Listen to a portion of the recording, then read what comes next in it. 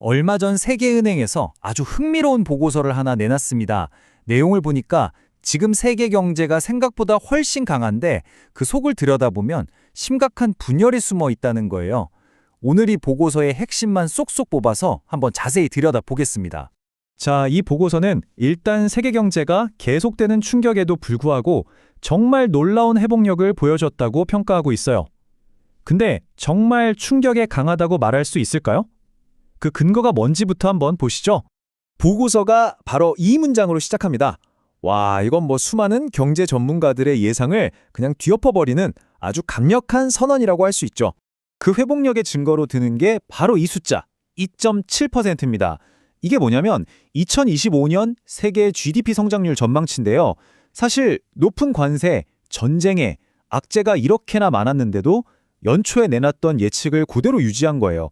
겉으로만 보면 진짜 탄탄해 보이죠? 게다가 좋은 소식은 이게 끝이 아닙니다. 골치 아팠던 물가도 안정되고 있고 금리도 이제 내려가는 추세로 접어들었거든요. 그러니까 경제 회복에 대한 기대감이 더 커질 수밖에 없는 거죠. 겉보기에는 정말 괜찮아 보입니다. 하지만 여기서부터 이야기의 분위기가 확 바뀝니다. 왜냐하면 이 놀라운 회복이라는 게 모두에게 똑같이 돌아가고 있는 게 아니거든요. 자, 이 10%라는 숫자 한번 보세요. 2025년 기준으로 봤을 때 전 세계 1인당 GDP가 팬데믹이 터지기 전보다 10%나 늘었다는 겁니다. 이 숫자만 보면 와, 회복세가 정말 대단한데 싶죠?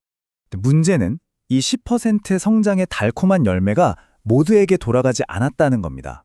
오히려 이 성장이 잘 사는 나라랑 못 사는 나라 사이의 격차를 더 벌리는 그런 불씨가 되어버렸어요. 이 표를 보시면 거대한 격차의 현실이 한눈에 들어옵니다.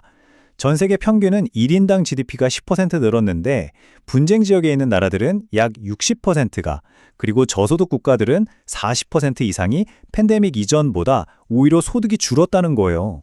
정말 충격적이죠? 성장의 혜택이 전혀 닿지 않은 겁니다. 아니, 그럼 도대체 왜 이런 격차가 생긴 걸까요? 바로 이 비교가 그 답을 알려줍니다. 2009년 금융위기 때만 해도 개발도상국들은 빚도 적고 나라 국간도 꽤 튼튼했어요. 그래서 정부가 돈을 풀면서 위기에 대응할 수 있었죠. 근데 이번 팬데믹 때는요, 사상 최대 수준의 빚더미에 앉아 있어서 돈을 풀고 싶어도 풀 수가 없었던 겁니다.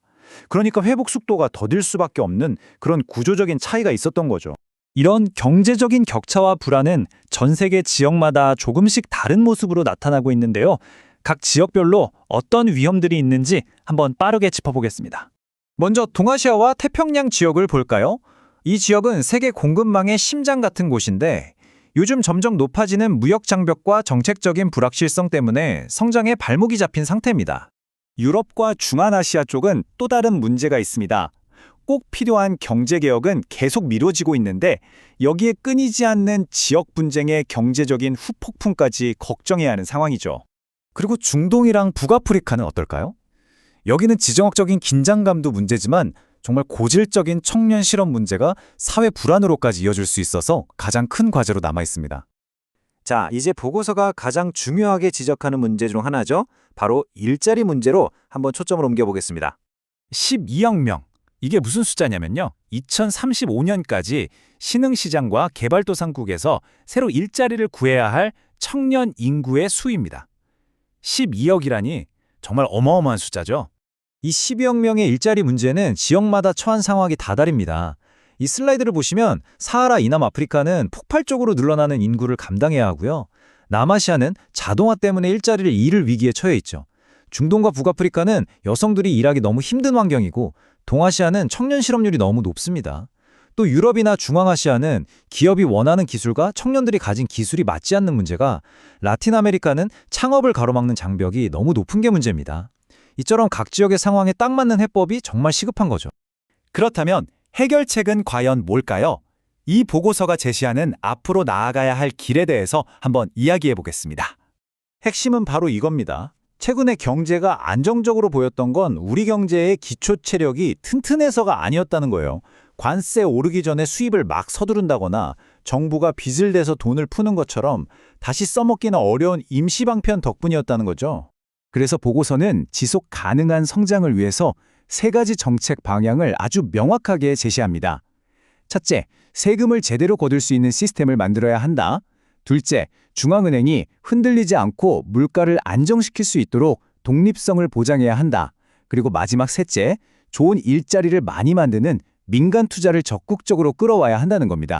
세계 경제 정말 놀라운 회복력으로 우리 모두를 깜짝 놀라게 했습니다. 하지만 그 이면을 들춰보면 불평등은 더 깊어지고 있고 해결해야 할 과제들도 산더미처럼 쌓여 있죠. 과연 올바른 정책만으로 이 모든 문제를 해결하고 경제를 다시 정상 궤도로 돌려놓을 수 있을까요? 우리 모두가 함께 고민해봐야 할 문제입니다.